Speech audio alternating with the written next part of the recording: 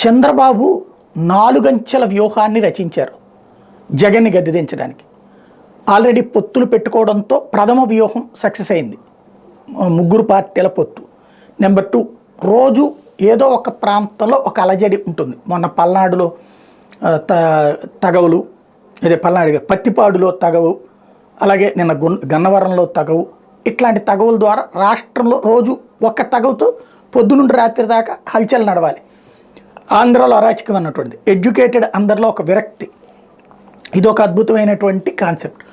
3వది వచ్చేటప్పటికి సంక్షేమ పథకాలు తెలుగుదేశం ఎజెండాలో చూపించబడినటువంటి సూపర్ 6 జనంలోకి వెళ్ళాలి, దాంతో జగన్ కంటే ఎక్కువ ఇస్తారు అన్నటువంటి కాన్సెప్ట్ వెళ్ళాలి. 4వది వచ్చేటప్పటికి ఎవరైతే వైసీపీకి అనుకూలంగా ఉంటారన్న అధికారులందరూ మార్పు చేర్పులు జరిగిపోవాలి. భారతీయ జనతా పార్టీ సపోర్ట్ ఉంది కాబట్టి కేంద్రం ద్వారా, ఈసీ ద్వారా అదంతా జరగాలి. ఈ 4 అంచెల వ్యూహంతో ఆటోమేటిక్గా పోల్ మేనేజ్మెంట్ అలాగే పబ్లిక్ మేనేజ్మెంట్ రెండూ కూడా వర్కౌట్ అవుతాయి కాబట్టి విజయం ఖాయం. 120 నుంచి 140 దాకా మనం గెలవగలుగుతాం అన్నటువంటిది బాబు గారు వేసుకుంటున్న అంచనా.